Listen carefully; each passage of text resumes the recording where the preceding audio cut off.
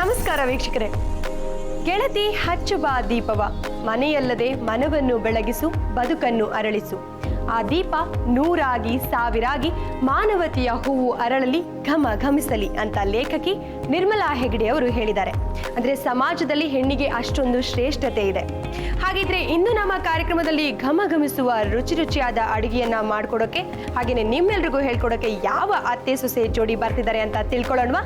ತಡ ಮಾಡದೆ ನಮ್ಮ ಕಾರ್ಯಕ್ರಮವನ್ನ ಆರಂಭಿಸೋಣ. ಬೆಂಗಳೂರಿನ ಶೇಷಾದ್ರಿಪುರಂ ಕಾಲೇಜಿನಲ್ಲಿ ಬಿಕಾಂ ಪದವಿಯನ್ನ ಮುಗಿಸಿರುವ ಬೆಂಗಳೂರಿನ ಬೆಡಗಿ ಕಿರುತೆರೆ ನಟಿ ಸ್ವಪ್ನ ರಾಜ್ರವರು ನಮ್ಮ ಈ ವಾರದ ತೀರ್ಪುಗಾರರು. ಇಂದಿನ ಸಂಚಿಕೆಗೆ ಅವರು ತೀರ್ಪುಗಾರರಾಗಿ ಆಗಮಿಸಿದ್ದಾರೆ. ಬನ್ನಿ ಅವರನ್ನ ವೆಲ್ಕಮ್ ಮಾಡೋಣ. ನಮಸ್ತೆ ಸ್ವಪ್ನ ಅವರೇ. ನಮಸ್ಕಾರ ಶ್ವೇತಾ. ರುಚಿ ಅಭಿರುಚಿ ಕಾರ್ಯಕ್ರಮಕ್ಕೆ ಸ್ವಾಗತ. ಧನ್ಯವಾದಗಳು. ಸೊ ಇವತ್ತು ನಮ್ಮ ಕಾರ್ಯಕ್ರಮಕ್ಕೆ ನೀವು ಜಡ್ಜ್ ಆಗಿ ಬಂದಿದ್ದೀರಾ, ನಿಮ್ಗೆ ಹೇಗೆ ಅನ್ನಿಸ್ತಿದೆ? ತುಂಬಾನೇ ಖುಷಿ ಆಗ್ತಾ ಇದೆ.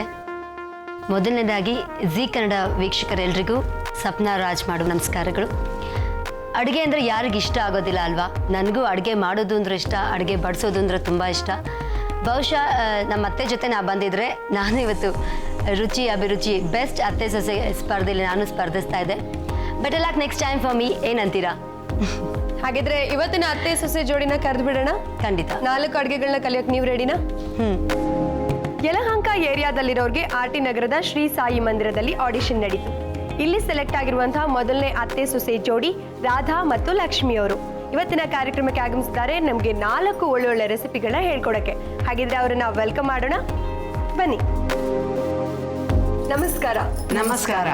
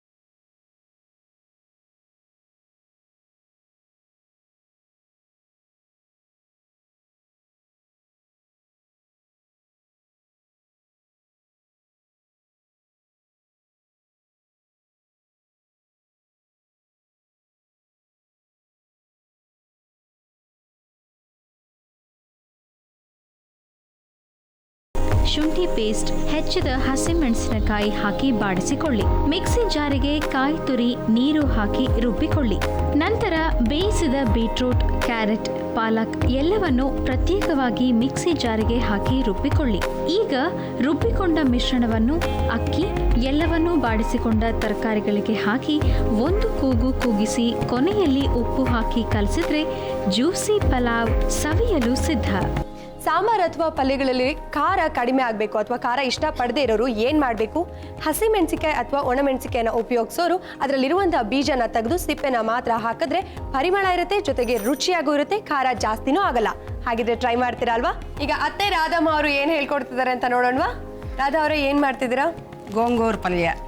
ಗೋಂಗೂರು ಪಲ್ಯ ಬೇಕಾಗಿರುವ ಸಾಮಗ್ರಿಗಳು: ಗೋಂಗೂರು, ಈರುಳ್ಳಿ, ಬೇಯಿಸಿದ ಕಡಲೆಬೇಳೆ, ಬೆಳ್ಳುಳ್ಳಿ, ಉಪ್ಪು, ಸಾಸಿವೆ, ಮೆಣಸಿನ ಪುಡಿ, ಎಣ್ಣೆ.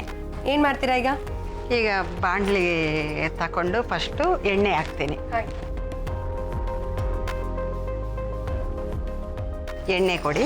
ಎಣ್ಣೆ ಹಾಕ್ತೀರಾ? ಒಗ್ಗರಣೆ ಹಾಕೋಕ? ಹಾಂ, ಎಣ್ಣೆ ಮೊದಲು ಎಣ್ಣೆ ಹಾಕಿಬಿಟ್ಟು ಸಾಸಿವೆ ಹಾಕ್ತೀನಿ.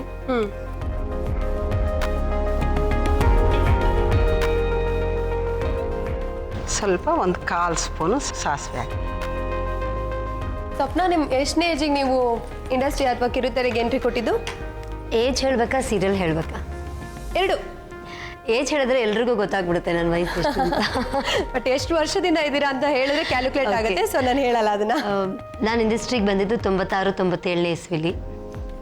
12 ವರ್ಷ ಕಳೆದಿದ್ದೀನಿ ಇಂಡಸ್ಟ್ರಿನಲ್ಲಿ.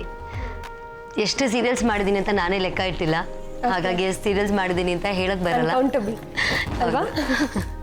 ಬಟ್ ಫಸ್ಟ್ ಸೀರಿಯಲ್ ನಿಮ್ಗೆ ನೆನಪಿದ್ದೇ ಇರುತ್ತೆ. ಯಾವ ಸೀರಿಯಲ್ ಮಾಡಿ? ನಾ ಮೊದಲನೇ ಸೀರಿಯಲ್ ಮಾಡಿದ್ದು ಟೆಲಿಕಾಸ್ಟೇ ಆಗಲಿಲ್ಲ. ಓ, ಸಕಲೇಶ್ಪುರಲ್ಲಿ ಮಾಡಿದ್ವಿ. ಸ್ವಾತಿ, ದಿವಂಗತ ಲೋಕೇಶ್ ಅವರು, ಆಮೇಲೆ ರಾಮಕೃಷ್ಣ ಅವರು ಜೊತೆಗೆಲ್ಲ ಮಾಡಿದ್ದೆ. ತುಂಬ ಚೆನ್ನಾಗಿತ್ತು ಎಕ್ಸ್ಪೀರಿಯನ್ಸ್. ಸಾಸಿವೆ ಸಿಡಿದಿದೆ ಅಲ್ವಾ? ಬೆಳ್ಳುಳ್ಳಿ ಕೊಡಿ.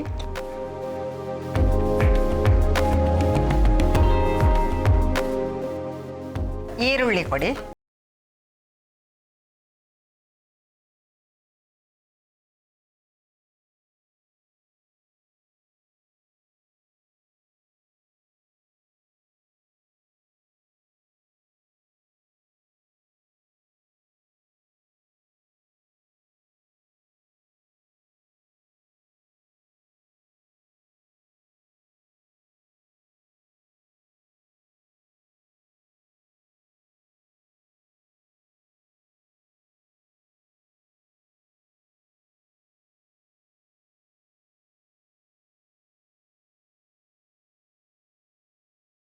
ಬಯಸ್ಕೊಂಡಿದ್ದೀನಿ.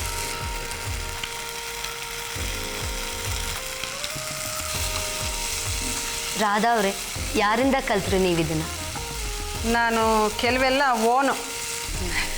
ಮುಂಚೆ ಏನು ಬರ್ತಾನೆ ಇರಲಿಲ್ಲ. ಅತ್ತೆ ಮನೆಗೆ ಬಂದ ಮೇಲೇ ಎಲ್ಲ ಸ್ಟಾರ್ಟ್ ಮಾಡಿದ್ದು. ಪಕ್ಕದ ಮನೆಯವರು, ನೆಂಟರು ಯಾವುದೋ ಒಂದೊಂದು ಹೇಳ್ಕೊಡ್ತಾರೆ. ಮಿಕ್ಕಿದ್ದೆಲ್ಲ ಐಡಿಯಾನಿಂದನೇ ನಾನೇ ಕಲ್ತ್ಕೊಬಿಟ್ಟೆ. ಹಾಗಾದರೆ ಈಗ ನೀವು ಮಾಡ್ತಾ ಇರೋ ರೆಸಿಪಿ ನಿಮ್ಮ ಸ್ವಂತ ಐಡಿಯಾನ ಅಥವಾ ಯಾರಿಂದ ಆದರೂ ಕಲ್ತಿದ್ದ? ಇದು ನಮ್ಮ ವಾರ್ಗಿತ್ತಿ ಜಯನಗರ್ನಲ್ಲಿದ್ದಾರೆ, ಅವ್ರು ಹೇಳ್ಕೊಟ್ಟಿದ್ದು. ಓಕೆ. ನಿಮ್ಮ ಸೊಸೆನೂ ನಿಮ್ಮ ಹಾಗೆ ಏನಾದರೂ ಹೊಸದಾಗಿ ವೈವಿಧ್ಯಮಯವಾಗಿ ಏನಾದ್ರು ಪ್ರಯೋಗಗಳನ್ನ ಮಾಡ್ತಾರಾ? ಓ ಹಬ್ಬ, ಅವರು ಸಿಕ್ಕಾಪಟ್ಟೆ ನನ್ನೇ ಮೀರಿಸ್ಬಿಟ್ಟಿದ್ದಾರೆ. ಕಂಗ್ರಾಟ್ಸ್ ರೀ. Thank you. ಎಲ್ಲ ಅವರ ಸಲಹೆಗಳು. ನೋಡೋಣ ಸ್ಪರ್ಧೆಯಲ್ಲೂ ಮೀರಿಸ್.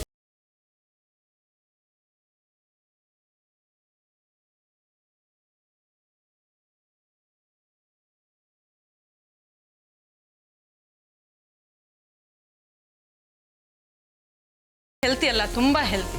ಸೊ ಆದಷ್ಟು ಅದನ್ನು ಬೇಡ ಅನ್ನಲ್ಲ. ಬಟ್ ರುಚಿಗೆ ಆದ್ಯತೆ ಕೊಡೋರು ಹೆಲ್ತ್ ಕಡೆ ಅಷ್ಟು ಎರಡೂ ಇಂಪಾರ್ಟೆಂಟ್ ಅಲ್ವಾ? ಎರಡೇ ಇಂಪಾರ್ಟೆಂಟ್. ಹೌದು, ಆಗಿದೆ ಅಲ್ವಾ? ಎಷ್ಟು ಬೇಗ ಆಗಿದೆ. ಆದರೆ ಬೇಳೆ ಬೇಯಿಸ್ಕೊಂಡಿದ್ರೆ ಇನ್ನು ಜಲ್ದಿ ಆಗತ್ತೆ. ರಾಧವ್ರೆ, ಇದನ್ನ ಯಾವುದಕ್ಕೆ ಉಪಯೋಗಿಸ್ಕೋಬಹುದು? ಅನ್ನಕ್ಕ ಅಥವಾ ಚಪಾತಿಗೂ ನಂಚ್ಕೋಬೋದು, ಅನ್ನಕ್ಕೂ ಕಲಿಸ್ಕೋಬೋದು. ಯಾವುದಕ್ಕೆ ತುಂಬ ಚೆನ್ನಾಗಿರುತ್ತೆ? ಚಪಾತಿಗೆ ತುಂಬ ಚೆನ್ನಾಗಿರುತ್ತೆ. ನಿಮ್ಮ ಸೊಸೆಗೆ ಯಾವ್ದ್ರಲ್ಲಿ ತಿನ್ನೋಕೆ ಇಷ್ಟಪಡ್ತಾರೆ ನಿಮ್ಮ ಸೊಸೆ? ಚಪಾತಿಲ ಅಥವಾ ಅನ್ನದಲ್ಲ? ನಾನು ಅನ್ನಕ್ಕೆ ಇಷ್ಟಪಡ್ತೀನಿ. ಅದು ಸ್ವಲ್ಪ ಹುಳಿ ಇರುತ್ತೆ. ಅನ್ನಕ್ಕೆ ಎಸ್ಪೆಷಲಿ ವಿಂಟರ್ ಸೀಸನಲ್ಲಿ ತಿನ್ನೋಕ್ಕೆ ಖಾರವಾಗಿ ಹುಳಿಯಾಗಿ ತುಂಬ ಚೆನ್ನಾಗಿರುತ್ತೆ.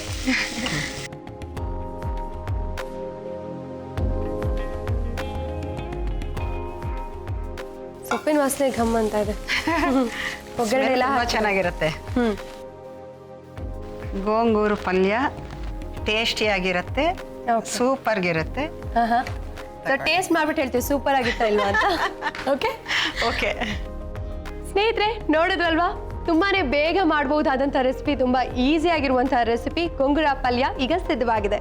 ಗೊಂಗೂರ ಪಲ್ಯ ಬೇಕಾಗುವ ಸಾಮಗ್ರಿಗಳು: ಗೊಂಗೂರು, ಈರುಳ್ಳಿ, ಬೇಯಿಸಿದ ಕಡಲೆಬೇಳೆ, ಬೆಳ್ಳುಳ್ಳಿ, ಉಪ್ಪು, ಸಾಸಿವೆ, ಅಚ್ಚ ಖಾರದ ಪುಡಿ ಮತ್ತು ಎಣ್ಣೆ. ತಯಾರಿಸುವ ವಿಧಾನ: ಬಾಣಲಿಗೆ ಎಣ್ಣೆ, ಸಾಸಿವೆ, ಬೆಳ್ಳುಳ್ಳಿ, ಈರುಳ್ಳಿ, ಹೆಚ್ಚಿದ ಗೊಂಗೂರು, ಬೇಯಿಸಿದ ಕಡಲೆಬೇಳೆ, ಅಚ್ಚ ಖಾರದ ಪುಡಿ, ಉಪ್ಪು ಹಾಕಿ ಬಾಡಿಸಿದ್ರೆ ಗೊಂಗೂರ ಪಲ್ಯ ಸವಿಯಲು ಸಿದ್ಧ. ಗೊಂಗುರ ಪಲ್ಯ ಮಾಡೋದು ಹೇಗೆ ಅಂತ ತಿಳ್ಕೊಂಡ್ರಿ ಅಲ್ವಾ? ಇದಾದ ನಂತರ ಅತ್ತೆ ಸೊಸೆ ಜೋಡಿ ಇಬ್ರು ಸೇರಿ ಒಂದು ರೆಸಿಪಿನ ತಯಾರು ಮಾಡ್ತಾರೆ. ಆದ್ರೆ ಅದಕ್ಕೂ ಮುಂಚೆ ನಾನು ನಿಮ್ಗೆ ಮತ್ತೊಂದು ಟಿಪ್ನ ಕೊಡ್ತೀನಿ. ಆಗ್ಲೇ ಲಕ್ಷ್ಮಿ ಅವರು ಜ್ಯೂಸಿ ಪಲಾವ್ಗೆ ಹಾಲಿನ ಕೆನೆನ ಉಪಯೋಗಿಸಿದ್ರು. ಹಾಲಿನಿಂದ ಗಟ್ಟಿ ಕೆನೆಯನ್ನ ಹೇಗೆ ತೆಗೆಯೋದು?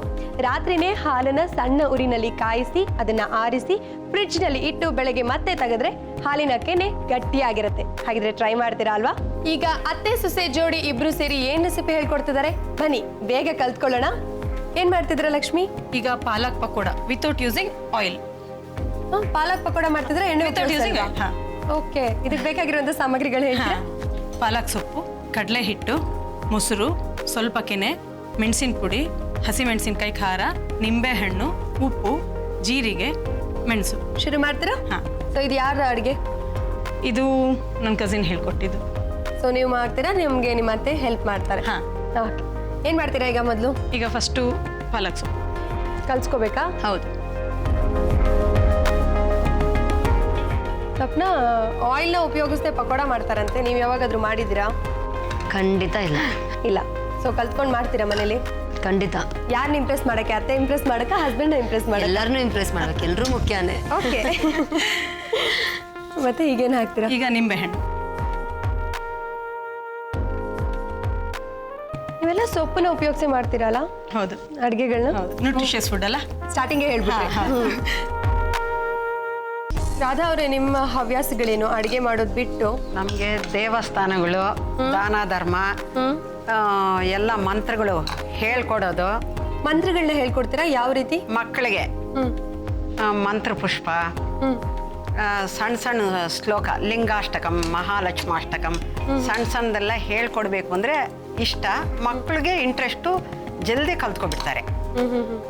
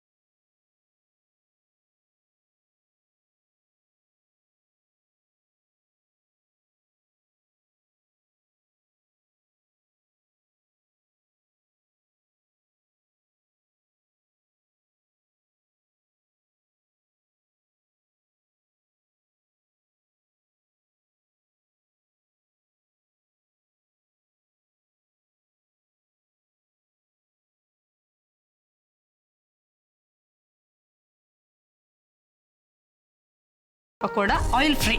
ಓಕೆ, ಆಯಿಲ್ ಫ್ರೀ ಅನ್ನೋದನ್ನ ಮೆನ್ಷನ್ ಮಾಡಬೇಕು, ಯಾಕಂದ್ರೆ ಕೆನೆ ಹಾಕಿ ನೀವು ಅದನ್ನ ಫ್ರೈ ಮಾಡಿದ್ದು, ಆಮೇಲೆ ಬೇಯೋಕ್ ಮಾತ್ರ ಸ್ವಲ್ಪ ಸಮಯ ತಗೊಳತ್ತೆ. ಹೌದು, ಅದು ಎಸ್ಪೆಷಲಿ ಆಯಿಲ್ ಇರೋದಿಲ್ಲ ಅಲ್ಲ, ಸೊ ರೋಸ್ಟ್ ಆಗಬೇಕು ತವ ಮೇಲೆ ಅಂದ್ರೆ ಸ್ವಲ್ಪ ಟೈಮ್ ಬೇಕು.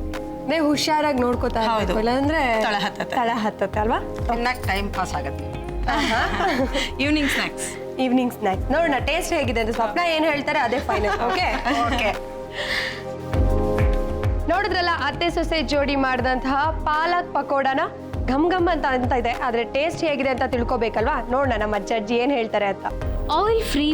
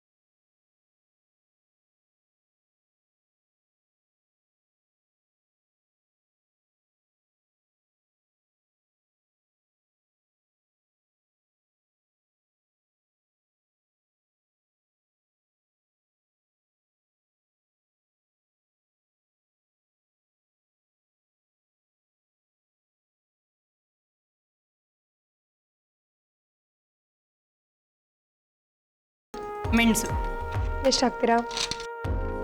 4 ಸಾಕು. 4 ಕಾಳು ಸಾಕಲ್ಲ? ಖಾರದ ಘಾಟು ಏನು ಹೊಡಿಯಲ್ವಾ ಇದಕ್ಕೆ? ಇಲ್ಲ, ಹನಿ ಹಾಕ್ತೀವಲ್ಲ, ಹನಿ ಸಾಲ್ಟ್ ಎಲ್ಲ ಹಾಕ್ತೀವಿ. ಟೊಮೆಟೊ. ಹಾಂ, ಈಗ ಲೆಮೆನ್ನು ಮತ್ತು ಹನಿ ಅದು ಮಿಕ್ಸಿ ಆದ್ಮೇಲೆ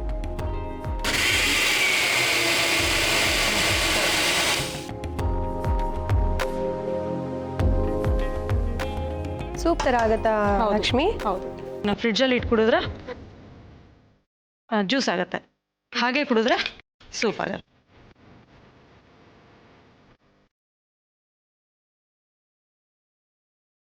ಸೊ ಕುದಿಸ್ತೀರಾ ಇದನ್ನ? ಹೌದು, ಒಂದು 2 ಮಿನಿಟ್ಸ್ ಅಷ್ಟೇ.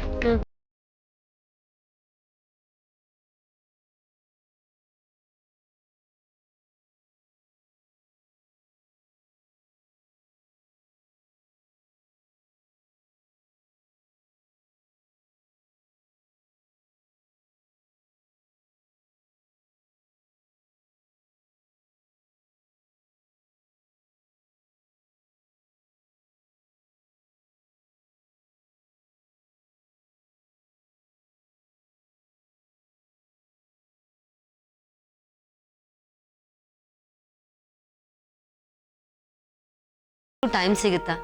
ಟೈಮ್ ಮಾಡ್ಕೊಳ್ತೀನಿ. ಬಹಳ ಸಂತೋಷವಾದ ವಿಷಯ.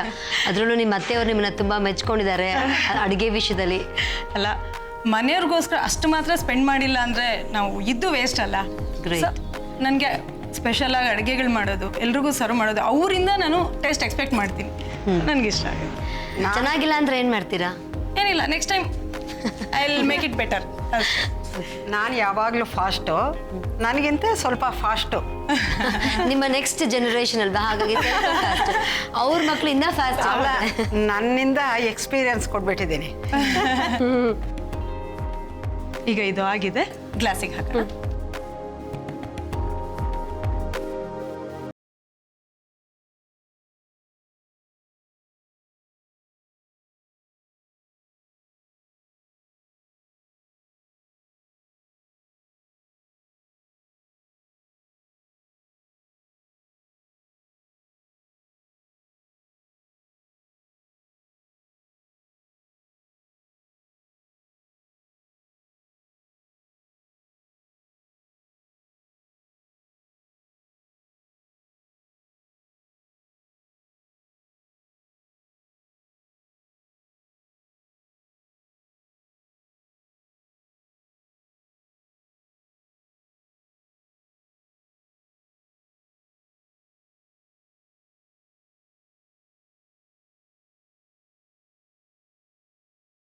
5 ಮಿನಿಟ್ಸ್ನಲ್ಲಿ 5 ಇಂಗ್ರೀಡಿಯೆಂಟ್ಸ್ನ ಯೂಸ್ ಮಾಡಿ ತಯಾರು ಮಾಡಿರುವಂತಹ ಬೀಟ್ರೂಟ್ ಕಟ್ಟಾ ಮೀಠಾ ಈಗ ಸಿದ್ಧವಾಗಿದೆ.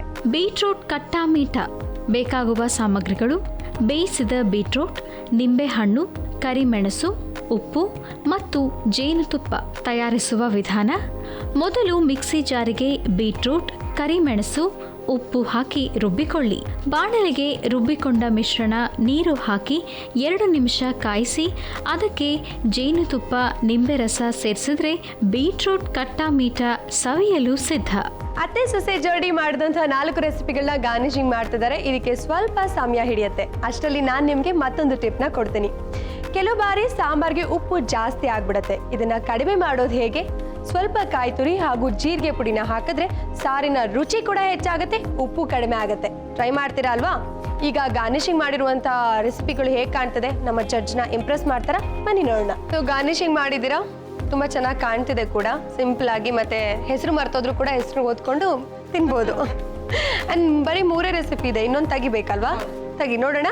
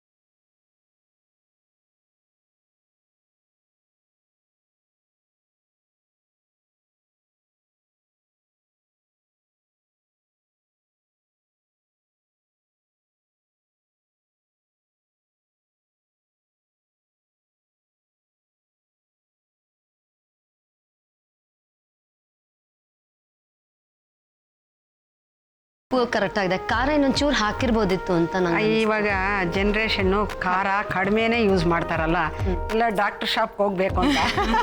ಅಲ್ಲ, ಆದ್ರೂ ರುಚಿಗೆ ಅಂತ ಬಂದಾಗ ಸ್ವಲ್ಪ ಖಾರ ಇದ್ರೆ ಚೆನ್ನಾಗಿರ್ತಾ ಇತ್ತು ಅಂತ ನನ್ನ ಅಭಿಪ್ರಾಯ.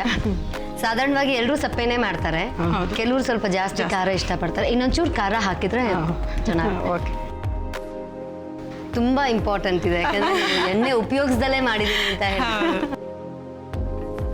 ಸಾಸ್ ಜೊತೆಗೆ ತಿನ್ಬೇಕಾ ಅಥವಾ ಹಾಗೆ ಕೂಡ ಹಾಗೆ ತಿನ್ಬೋದು. ಸಾಸ್ ಜೊತೆ ತಿಂದ್ರೆ ಸ್ವಲ್ಪ ಟೇಸ್ಟ್ ಚೆನ್ನಾಗಿ ಬರುತ್ತಲ್ಲ. I prefer without sauce. ಅದೊಂದು ಇದೊಂದು ತಿನ್ನಿ. ಟೇಸ್ಟ್ ಇದೆ, ಸ್ವಲ್ಪ ಗಟ್ಟಿ ಅಂತ ಅನಿಸ್ತು. ಸಾಫ್ಟ್ ಆಗೋದಕ್ಕೆ ಟೈಮ್ ಬೇಕು. ಅಲ್ಲಲ್ಲ, ಟೈಮ್ ಅಲ್ಲ, ಅದು ಬಿಸಿ ಇದ್ದಾಗಲೇ ತಿಂದರೆ ತುಂಬ ಕ್ರಿಸ್ಪಿ ಆಗಿರುತ್ತೆ. ತಣ್ಣಗಾದ್ಮೇಲೆ ಅದು ಫ್ರೈ ಮಾಡಿರಲ್ಲ, ಸೊ ಅದು ಸ್ವಲ್ಪ ಗಟ್ಟಿ ಆಗ್ತಾ ಬರುತ್ತೆ. ಬಿಸಿನಲ್ಲೇ ತಿಂದರೆ ತುಂಬ ಕ್ರಿಸ್ಪಿ ಆಗಿರುತ್ತೆ. ಬಟ್ ಇದಕ್ಕೆ ಪಕೋಡ ಅಂತ ನೀವು ಹೇಳಿದ್ರೆ, ಬಟ್ ಅದು ಪಕೋಡ ಥರ ಅನಿಸ್ತಲ್ಲ. ನಾನು ಆ್ಯಕ್ಚುಲಿ ಆನಿಯನ್ ಹಾಕಿಲ್ಲ. ನಾನು ಆನಿಯನ್ ಹಾಕಿನೂ ಮಾಡ್ಬೋದು. ಇದೇ ಲೇಟ್ ಆಗುತ್ತೆ ಅಂದರೆ ಆನಿಯನ್ ಹಾಕಿದ್ರೆ ಅದು ಇನ್ನೂ ಸಾಫ್ಟ್ ಆಗುತ್ತೆ, ಸೊ ಇನ್ನೂ ಲೇಟ್ ಆಗುತ್ತಲ್ವ, ಆನಿಯನ್ ಯೂಸ್ ಮಾಡಿ. ನನಗೆ ಕಡಲೆ ಹಿಟ್ಟಿನ ಫ್ಲೇವರೇ ಜಾಸ್ತಿ ಸಿಗ್ತಾ ಇದೆ. ಪಾಲಕ್ ಇನ್ನೊಂದು ಸ್ವಲ್ಪ ಉಪಯೋಗಿಸಿರ್ಬೋದಿತ್ತು. ಪಾಲಕ ಹೌದು, ಅದು ತುಂಬ ಪಾಲಕ್ ಆದ್ರೂ ಇದ್ರ ಮೇಲೆ ಬರೀ ಎಲೆನೇ ಬೀಳುತ್ತೆ, ಎಲ್ಲ ಸೀದಂಗೆ ಆಗುತ್ತೆ. ಸೊ ಹಾಗಾಗಿ ಕಡಲೆ ಹಿಟ್ಟು, ಪಾಲಕ್ ಎಲ್ಲ ಸ್ವಲ್ಪ ಹೆಚ್ಚು ಕಡಿಮೆ ಕರೆಕ್ಟಾಗಿ ಯೂಸ್ ಮಾಡ್ಬೋದು. ಜಾಸ್ತಿ ಪಾಲಕು ಯಾವ ಪ್ರಮಾಣದಲ್ಲಿ ನೀವು ಉಪಯೋಗಿಸ್ಕೋಬೇಕು? ಈಗ ಒಂದು ಕಟ್ ಪಾಲಕ್ಗೆ 50 ಗ್ರಾಮ್ಸು ಕಡಲೆ ಹಿಟ್ಟು ಕರೆಕ್ಟಾಗಿರುತ್ತೆ. ಓಕೆ, ಬಟ್ ನನಗೆ ಇಲ್ಲಿ ಸ್ವಲ್ಪ ಕಡಲೆ ಹಿಟ್ಟೆ ಹೆಚ್ಚಿಗೆ ಜಾಸ್ತಿ ಅಂತ ಅನ್ಸುತ್ತೆ. ಇಲ್ಲಾಂದ್ರೆ ನಿಮಗೆ ಪಾಲಕ್ ಜಾಸ್ತಿ ಹಾಕಿದ್ರೆ ಕಹಿ ಟೇಸ್ಟ್ ಬರುತ್ತೆ.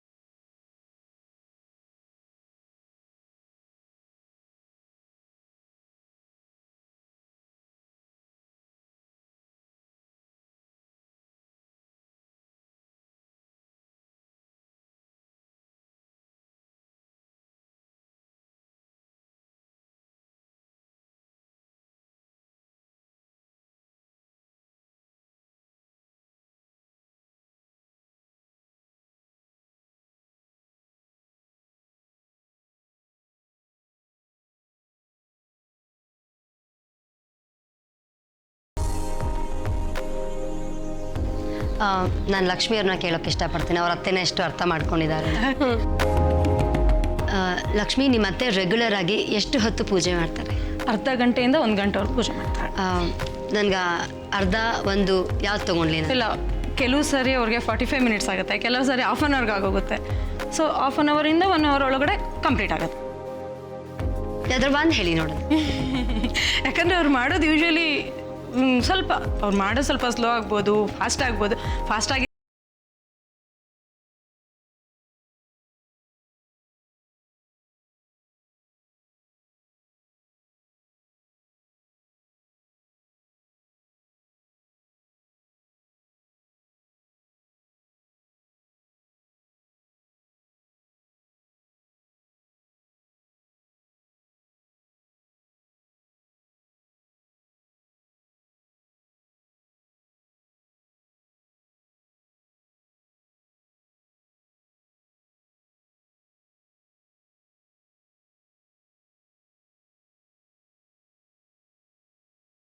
ಉತ್ತರ ಕೊಟ್ಟಿದ್ದೀರಾ.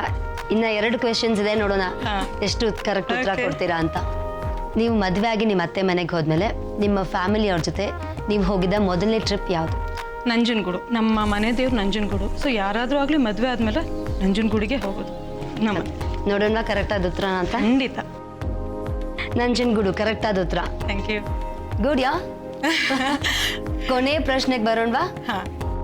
ಅಡುಗೆ ಮಾಡಬೇಕಾದ್ರೆ ಅಡುಗೆ ಮನೆಯಲ್ಲಿ ಸ್ವಚ್ಛವಾಗಿಡಕ್ಕೆ, ಅಡುಗೆ ಮನೆ ಸ್ವಚ್ಛವಾಗಿಡಕ್ಕೆ ಯಾರು ಕಾಳಜಿ ಜಾಸ್ತಿ ವಹಿಸೋದು? ನೀವಾ ನಿಮ್ಮ ಅವರೇ? ಸ್ವಲ್ಪ ಬೇಗ ಅವರೇ. ಎಷ್ಟು ಪಟ್ಟಂತ ಉತ್ತರ ಕೊಟ್ರಿ ನೀವು. ಯಾಕಂದರೆ ಇಲ್ಲ, ಅವರು ಯೂಶ್ವಲಿ ಮನೆ ಕ್ಲೀನಿಂಗು ಪ್ರತಿಯೊಂದ್ರ ಬಗ್ಗೆ ನನಗಿಂತ ಜಾಸ್ತಿ ಅವರಿಗೆ ಇಂಟ್ರೆಸ್ಟ್ ಇದೆ. ಸೊ ನಿಮ್ಮ ಪ್ರಕಾರ ನಿಮ್ಮ ಅತ್ತೆ ಕ್ಲೀನಿಕ್ ಪ್ರಿಫರೆನ್ಸ್ ಅವ್ರು ಫಸ್ಟ್ ಕೊಡ್ತಾರೆ. ಅವ್ರು ಕೊಡ್ತಾರೆ. ನಾನು ಸಾರಿ, ನೋ ಪ್ರಾಬ್ಲಮ್. 5 ಕ್ವೆಶನ್ಸ್ಗೆ 4 ಕರೆಕ್ಟ್ ಆದ ಉತ್ತರ ಕೊಟ್ಟಿದ್ದೀರಾ. ಕಂಗ್ರ್ಯಾಚುಲೇಷನ್ಸ್. Thank you. ಈಗ ನಿಮ್ಮ ಸರ್ದಿಮಾ, ನೋಡೋಣ ನೀವು ಎಷ್ಟು ಚೆನ್ನಾಗಿ ನಿಮ್ಮ ಸೊಸೆನ ಅರ್ಥ ಮಾಡ್ಕೊಂಡಿದ್ದೀರಾ ಅಂತ. ನಿಮ್ಮ ಸೊಸೆ ಅವರ ಫೇವ್ರೆಟ್ ಹವ್ಯಾಸ ಯಾವುದು? ಬೇಗ ಹೇಳ್ಬೇಕು. ಬೇರೆಯವ್ರಿಗೆ ಹೆಲ್ಪ್ ಮಾಡೋದು ಇಷ್ಟ. ಬೇರೆಯವ್ರಿಗೆ ಹೆಲ್ಪ್ ಮಾಡ. ನೋಡೋಣ ಉತ್ತರ ಕರೆಕ್ಟ್ ಆಗಿದೆಯಾ ಅಂತ. ಮೊದಲನೇ ಪ್ರಶ್ನೆಗೆ ಉತ್ತರ ತಪ್ಪು. ಅವ್ರಿಗೆ ಪೇಂಟಿಂಗ್ ಅಂದರೆ ತುಂಬ ಇಷ್ಟ, ಅದೇ ಅವರ ಫೇವ್ರೆಟ್ ಹವ್ಯಾಸ. ಪರವಾಗಿಲ್ಲ, ಇನ್ನು 4 ಕ್ವೆಶನ್ಸ್ ಇದೆ. 4 ಕ್ವೆಶನ್ಸ್ ಕರೆಕ್ಟಾಗಿ ಉತ್ತರ ಕೊಟ್ಟರೆ ನಿಮ್ಮ ಸೊಸೆನ ನೀವು ಈಕ್ವಲ್ ಆಗಿಬಿಡ್ತೀರಾ. ನಿಮ್ಮ 2ನೇ ಪ್ರಶ್ನೆ, ನಿಮ್ಮ ಸೊಸೆ ಡ್ಯಾನ್ಸ್ ಮಾಡ್ತಾರಾ? ಮಾಡ್ತಾರೆ. ಯಾವ ಡ್ಯಾನ್ಸ್? ಈ ಎಲ್ಲನೂ ಮಾಡ್ತಾಳೆ. ಯಾವ ಕ್ಲಾಸ್ ಅವ್ರಿಗೆ ಹೇಳ್ತಾರ ಅದು ಮಾಡ್ತಾಳಪ್ಪ ಎಲ್ಲ ನೋಟ್ನಲ್ಲಿ. ಓಕೆ, ನೋಡೋಣ ಉತ್ತರ ಕರೆಕ್ಟ್ ಆಗಿದೆಯಾ ಅಂತ. ಗುಡ್. ನೋಡಿದ್ರ ನಾ ಹೇಳಿ ಸ್ಟಾರ್ಟ್ ಚೆನ್ನಾಗಿರುತ್ತೆ. ಕರೆಕ್ಟ್ ಆದ ಉತ್ತರ ಕೊಟ್ಟಿದೆ. ನಿಮ್ಮ 3ನೇ ಪ್ರಶ್ನೆ, ನಿಮ್ಮ ಸೊಸೆಯವರ ಬ್ಯಾಂಕ್ ಅಕೌಂಟ್ ಎಲ್ಲಿದೆ? ವೈಶ್ಯ ಬ್ಯಾಂಕ್. ನೋಡೋಣ ಉತ್ತರ ಕರೆಕ್ಟ್ ಆಗಿದೆಯಾ ಅಂತ. ಕರೆಕ್ಟ್ ಆದ ಉತ್ತರ ಕೊಟ್ಟಿದ್ದೀರಾ. Thank you. 4ನೇ ಪ್ರಶ್ನೆ, ನಿಮ್ಮ ಸೊಸೆಯವರು ಇತ್ತೀಚೆಗೆ ಹೋಗಿದ ಜಾಗ ಯಾವುದು? ಊರು. ಅವ್ರ ತಾಯಿ ಮನೆ ಕುಣಗಲ್. ಕುಣಿಗಲ್. ನೋಡೋಣ ಉತ್ತರ ಕರೆಕ್ಟ್ ಆಗಿದೆಯಾ ಅಂತ. ತಪ್ಪು. ಟೂರ್ ಹೋಗಿದ್ದಾರೆ ಅವರು. ಅದಕ್ಕೆ ಊರು ಅಂತ ಹೇಳ್ದೆ ನಾನು. ಟೂರ್ ಹೋಗಿದ್ದಾರೆ. ಅದೇ ಯಾವ ಊರು ಅಂತ ನೀವು ಉತ್ತರ ಕೊಟ್ಟಾಗಿದೆ, ನಾನು ಅದನ್ನ ಕನ್ಸಿಡರ್ ಮಾಡಾಗಿದೆ, ತಪ್ಪು ಅಂತಾನೂ ಹೇಳಾಗಿದೆ. ಮುರುಡೇಶ್ವರಕ್ಕೆ ಹೋಗಿದ್ರು. ಟೂರ್ ನಾನು ಹೇಳಿದ್ನಲ್ಲ. ನಾ ಅದಕ್ಕೆ ಊರು ಯಾವುದು ಅಂತ ಕೇಳಿದ್ದು. ನಿಮ್ಮ ಸೊಸೆಯವರಿಗೆ ಇಷ್ಟವಾದ ದೇವರು ಯಾವುದು? ಬೇಗ ಹೇಳಬೇಕು. ಗೊತ್ತಿಲ್ವಾ? Nanjundeshwara. So okay, not bad ಅಂತ ಹೇಳ್ಬೋದು. ಹೌದು ಅಲ್ವಾ? ಹೌದು. ಸೊ ಕಾನ್ಫಿಡೆಂಟ್ ಆಗಿ ಕೆಲವೊಂದು ಉತ್ತರ ಇಲ್ಲ ನಾನು ಹೇಳ್ದೆ ಅಂತಾನು ಕೂಡ ಹೇಳ್ತಾ ಇದ್ದಾರೆ ಅತ್ತೆ. ಬಟ್ ನಮಗೆ ಜಾಸ್ತಿ ತಿಳಿಯೋದಕ್ಕಿಂತ ಹೆಚ್ಚಾಗಿ ಅವ್ರಿಗೆ ಅವ್ರ ಸೊಸೆಗೆ ಅತ್ತೆ ಬಗ್ಗೆ ಜಾಸ್ತಿ ತಿಳಿದಿದ್ರೆ ಅವ್ರಿಗೆ ಉಪಯೋಗ ಅಲ್ವಾ? ಓಕೆ, ಸೊ 3 ಉತ್ತರಗಳು ಕರೆಕ್ಟ್ ಕೊಟ್ಟಿದ್ದೀರಾ. ಆದರೆ ನಿಮ್ಮ ಸೊಸೆನೇ ಮುಂದಿದಾರಲ್ಲ ನಿಮ್ಗಿಂತ. ಈ ಕಾಲದ ಹುಡುಗರಲ್ಲ ಅವರ. ಸಾಮಾನ್ಯ ಅಬ್ಸರ್ವ್ ಮಾಡಿದ್ದೀನಿ ನಾನು ಕೂಡ ಸಪ್ನ. ನಮ್ಮ ಕಾರ್ಯಕ್ರಮದಲ್ಲಿ ಈ ರೌಂಡಲ್ಲಿ ಬಂದರೆ ಸೊಸೆ ಜಾಸ್ತಿ ಹೇಳಿರ್ತಾರೆ. ಅಂದರೆ ಅವ್ರ ಅತ್ತೆ ಮನೆಗೆ ಬಂದಮೇಲೆ ಅಬ್ಸರ್ವ್ ಮಾಡಿರೋದು ಜಾಸ್ತಿ, ಅತ್ತೆನ ಇಂಪ್ರೆಸ್ ಮಾಡೋಕ್ಕೆ. ಎನಿವೇ ಸಪ್ನ, 4 ರೆಸಿಪಿಗಳನ್ನ ಟ್ರೈ ಮಾಡಿದ್ರಿ, ಹಾಗೆ ಅವ್ರ ಅಂಡರ್ಸ್ಟ್ಯಾಂಡಿಂಗ್ ಹೇಗಿದೆ ಅದನ್ನು ಚೆಕ್ ಮಾಡಿದ್ವಿ. ಗೊತ್ತಿಲ್ಲದೆ ಇರೋಂಥ ಒಂದೆರಡು ವಿಷಯಗಳನ್ನ ನಾವು ಅವ್ರಿಗೆ ತಿಳಿಸ್ಕೊಟ್ಟಿದ್ದೀವಿ ಈ ಒಂದು ರೌಂಡಿಂದ ಅಂತ ನನಗಂತೂ ಅನ್ನಿಸ್ತಾ ಇದೆ. ಸೊ ನಿಮ್ಗೆ ಹೇಗೆ ಅನ್ನಿಸ್ತು ಇವತ್ತಿನ ಎಪಿಸೋಡ್? ನಿಜವಾಗ್ಲೂ ತುಂಬ ಖುಷಿ ಆಯಿತು, ಚೆನ್ನಾಗಿ ಅನಿಸ್ತು. ಎಲ್ಲರೂ ಒಟ್ಟಿಗೆ ಸೇರಿ, ಅಂದರೆ ಅತ್ತೆ ಸೊಸೆ ಒಟ್ಟಿಗೆ ಸೇರಿ ಅಡುಗೆ ಮಾಡೋದು. ಯೂಶಲಿ ಅತ್ತೆ ಸೊಸೆ ಅಂದರೆ ಎಲ್ಲರೂ ದೂರ ಅಂತಲೇ ಅಂದ್ಕೊಂಡಿರ್ತಾರೆ. ಇಷ್ಟು ಅನ್ಯೋನ್ಯವಾಗಿರೋದು ನೋಡಿದ್ರೆ ನಿಜವಾಗ್ಲೂ ಖುಷಿ. ನನ್ನಿಂದ ಒಂದು ಟಿಪ್ ಹೇಳಕ್ಕೆ ಇಷ್ಟಪಡ್ತೀನಿ. ಯಾರೇ ಆಗಲಿ ಮದುವೆ ಆದಮೇಲೆ ಅತ್ತೆ ಜೊತೆ ಇರೋದು ತುಂಬ ಒಳ್ಳೆಯದು. ಯಾಕೆಂದರೆ ನಮಗೆ ಎಷ್ಟೊಂದು ವಿಷಯಗಳು ಗೊತ್ತಿರಲ್ಲ, ಅವರಿಂದ ನಮ್ಗೆ ಎಷ್ಟೊಂದು ತಿಳ್ಕೊಳ್ಳೋದಿರುತ್ತೆ, ಮತ್ತು ನಮ್ಮಿಂದನೂ ಅವ್ರಿಗೆ ಹೆಲ್ಪ್ ಆಗುತ್ತೆ. ಮತ್ತು ಅವರಿಗೆ ನಾವು ಅಂತ ಇಲ್ಲೆಲ್ಲ ಬೇರೆಯವ್ರು ಇರೋದಿಲ್ವಲ್ಲ. ಸೊ ಎಷ್ಟೇ ಮಿಸ್ಅಂಡರ್ಸ್ಟ್ಯಾಂಡಿಂಗ್ ಬಂದರೂ, ಎಷ್ಟೇ ಬೇಜಾರಾದ್ರೂ ಅಡ್ಜಸ್ಟ್ ಮಾಡಿಕೊಂಡು ಜೊತೆನಲ್ಲಿದ್ರೇ ಚೆನ್ನಾಗಿ. ಖಂಡಿತ ನಿಮ್ಮ ಮಾತು 100% ನಿಜ. ಓಕೆ ಸಪ್ನಾ, ಇವತ್ತು ಬರೀ 4 ರೆಸಿಪಿ ಟ್ರೈ ಮಾಡಿದ್ರೆ ಅಷ್ಟೇ, ಇನ್ನೂ ಸಾಕಷ್ಟು ವಿಭಿನ್ನವಾಗಿರುವಂಥ ಅಡುಗೆಗಳನ್ನ ಟ್ರೈ ಮಾಡ್ಬೇಕು, ಟೇಸ್ಟ್ ಮಾಡ್ಬೇಕು ನೀವು. ಸೊ ನಾಳಿನ ಸಂಚಿಕೆಯಲ್ಲಿ ಮತ್ತೊಂದು ಅತ್ತೆ ಸೊಸೆ ಜೋಡಿ ಜೊತೆಗೆ ನಾನು ನಿಮ್ಮ ಮುಂದೆ ಬರ್ತೀನಿ. ಥ್ಯಾಂಕ್ಸ್ ಎ ಲಾಟ್ ಇವತ್ತಿನ ಕಾರ್ಯಕ್ರಮಕ್ಕೆ ಬಂದಿದ್ದಕ್ಕೆ. ನಮಸ್ತೆ. ನಮಸ್ಕಾರ ವೀಕ್ಷಕರೇ, ಇವತ್ತಿನ ಸಂಚಿಕೆಯಲ್ಲಿ ಸಾಕಷ್ಟು ವೈವಿಧ್ಯಮಯವಾದ ಅಡುಗೆಗಳನ್ನು ನೀವು ನೋಡಿದ್ದೀರಾ. ಖಂಡಿತವಾಗ್ಲೂ ನೀವು ಮನೆಯಲ್ಲಿ ಇದನ್ನು ಮಾಡೋದಕ್ಕೆ ಪ್ರಯತ್ನ ಪಡಿ. ಯಾಕಂದರೆ ಸಾಧ್ಯವಾದಷ್ಟು ನ್ಯಾಚುರಲ್ ಇಂಗ್ರೀಡಿಯೆಂಟ್ಸ್, ಅಂದರೆ ತರಕಾರಿಗಳನ್ನು ಉಪಯೋಗಿಸಿ ಮಾಡಿದ್ದಾರೆ. ಸೂಪ್ ಇರ್ಬೋದು, ಎಣ್ಣೆನ ಉಪಯೋಗಿಸ್ದರೆ ಪಕೋಡ ಇರ್ಬೋದು, ಇದೆಲ್ಲನೂ ತುಂಬ ಚೆನ್ನಾಗಿತ್ತು. ನಾನು ಟೇಸ್ಟ್ ನೋಡಿದೆ. ಒಂಚೂರು ಇಲ್ಲಿ ಅಲ್ಲಿ ಆಗುತ್ತೆ, ಅದು ಸಾಧಾರಣವಾಗಿ ಯಾರೇ ಅಡುಗೆ ಮನೆಗೆ ಹೋದರೂ ಅದು ಹಾಗೇ ಆಗುತ್ತೆ. ನೀವು ಕೂಡ ಪ್ರಯತ್ನ ಮಾಡಿ. ಹಾಗೆ ಫಾಸ್ಟ್ ಫುಡ್ಡಿಗೆ ಮೊರೆ ಹೋಗದೆ ಸಾಧ್ಯವಾದಷ್ಟು ಮನೆಯಲ್ಲೇ ಅಡುಗೆ ಮಾಡಿ ಅಂತ ನಾನು ನಿಮ್ಗೆ ಹೇಳ್ತೇನೆ. ಬಹುಶಃ ನನ್ನ ಸಲಹೆ ನಿಮ್ಗೆ ಇಷ್ಟ ಆಗಿರುತ್ತೆ ಅಂತ ಅಂದ್ಕೊಂಡಿದ್ದೀನಿ. ಮುಂದಿನ ಸಂಚಿಕೆಯಲ್ಲಿ ಭೇಟಿಯಾಗೋಣ. ನಮಸ್ಕಾರ. ರಾಧಾ ಹಾಗೂ ಲಕ್ಷ್ಮಿ ಅವರೇ, ನಮ್ಮ ಕಾರ್ಯಕ್ರಮಕ್ಕೆ ಬಂದು 4 ರೆಸಿಪಿಗಳನ್ನ ಹೇಳ್ಕೊಟ್ಟಿದ್ದಕ್ಕೆ ಧನ್ಯವಾದಗಳು. ಹಾಗೆ ನಮ್ಮ ಜಡ್ಜ್ ಕೂಡ ನಿಮ್ಮಲ್ಲಿರುವಂಥ ಅಂಡರ್ಸ್ಟ್ಯಾಂಡಿಂಗ್ ಹೇಗಿದೆ ಅನ್ನೋದನ್ನ ಪರೀಕ್ಷೆ ಮಾಡಿದ್ರು. ಸೊ ಓವರಾಲ್ ನಿಮಗೆ ಹೇಗೆ ಅನ್ನಿಸ್ತು? ನಮಗೆ ತುಂಬ ಖುಷಿ ಆಯಿತು. ಇಲ್ಲಿ ಚಾನ್ಸ್ ಸಿಕ್ಕಿದ್ದೆ ನನಗೆ ತುಂಬ ಖುಷಿ ಆಯಿತು. ನಾವು ಯಾವಾಗ ಬರಬೇಕು ಅಂತ ಡೈಲಿ ನಿಮ್ಮ ಟಿವಿ ನೋಡ್ತಾ ಇದ್ದೀವಿ. ನೀವು ಚಾನ್ಸ್ ಕೊಟ್ಟಿದ್ದಕ್ಕೆ ತುಂಬ ನಿಮಗೆ ಥ್ಯಾಂಕ್ಸ್. ಮತ್ತು ಇದು ಯಾವ ಚಾನಲ್ನವರು ಮಾಡಿಲ್ಲ, ಕರ್ನಾಟಕದಲ್ಲಿ ನಂಬರ್ 1 ಇದು. ಭಾಳ ಚೆನ್ನಾಗಿ ಬರ್ತಾ ಇದೆ programme. Thank you very much. ಹಾಗೆ ನಿಮ್ಮ ಅಡುಗೆಗಳನ್ನ ನಮ್ಮ ವೀಕ್ಷಕರು ಕಲ್ತ್ಕೊಂಡಿದ್ದಾರೆ ಅಂತ ನಾವು ಅನ್ಕೋತೀವಿ. ನಿಮಗೆ ನಮ್ಮ ರುಚಿ ಅಭಿರುಚಿ ತಂಡದ ಪರವಾಗಿ ಖುಷಿಯಾಗಿ ಇಲ್ಲಿಂದ ಹೋಗ್ತಾ ಇದ್ದೀರಾ ಅಂತ ನಾವು ಅನ್ಕೊಂಡಿದ್ದೀವಿ. ನೋಡೋಣ ಈ ವಾರದ ಬೆಸ್ಟ್ ಅತ್ತೆ ಸೊಸೆ ಜೋಡಿ ಯಾರಾಗ್ತಾರೆ ಅಂತ. ನೀವೇ ಆಗಲಿ ಅನ್ನೋದು ನಮ್ಮ ಆಸೆ. ನಾವು ಆಗಬೇಕು ಅಂತಾನೆ ತುಂಬ ಆಸೆನಿಂದ ಇದ್ದೀವಿ. Okay, all the best. Thanks. ಕಡೆದಾಗ ಒಂದು ಕವನ ಹೇಳಬೇಕಾ? ಹೇಳಿ. ಜಿ, ನಿನಗೆ ಧನ್ಯವಾದ. ಮಾಡಿರುವೆ ರುಚಿ ರುಚಿಯ ಅಡುಗೆ ನಿನಗೆ, ರುಚಿಯ ಹೇಳು ನನಗೆ, ಧನ್ಯಳಾಗುವೆ ಎಂದಿಗೂ ನಿನಗೆ. Okay, thank you very much. ನಿಜವಾಗ್ಲೂ ಚೆನ್ನಾಗಿತ್ತು. Thanks a lot. ನೋಡೋಣ ಮತ್ತೆ ಭೇಟಿ ಮಾಡ್ತೀವ ಅಂತ. All the best once again. ನಮಸ್ಕಾರ. ಇಂದಿನ ಸಂಚಿಕೆಯಲ್ಲಿ ರಾಧಾ ಹಾಗೂ ಲಕ್ಷ್ಮಿ ಯಲಹಂಕದ ಅತ್ತೆ ಸೊಸೆ ಜೋಡಿ ಮಾಡಿದಂತಹ 4 ಬಲು ಬೇಗನೆ ಮಾಡುವಂತಹ 4 ಒಳ್ಳೆ ರೆಸಿಪಿಗಳನ್ನ ಕಲ್ತ್ಕೊಂಡ್ರಿ ಅಲ್ವಾ? ಮನೇಲಿ ನೀವೆಲ್ಲರೂ ಈ 4 ರೆಸಿಪಿಗಳನ್ನ ಟ್ರೈ ಮಾಡ್ತೀರಾ ಅಂತ ನಾನು ಅನ್ಕೊಂಡಿದ್ದೀನಿ. ಸರಿ, ಹಾಗಿದ್ರೆ ನಾಳಿನ ಸಂಚಿಕೆಯಲ್ಲಿ ಮತ್ತೊಂದು ಅತ್ತೆ ಸೊಸೆ ಜೋಡಿ ಜೊತೆಗೆ ನಾನು ನಿಮ್ಮೆಲ್ಲರ ಮುಂದೆ ಬರ್ತೀನಿ. ಅಲ್ಲಿವರೆಗೂ ನಮಸ್ಕಾರ.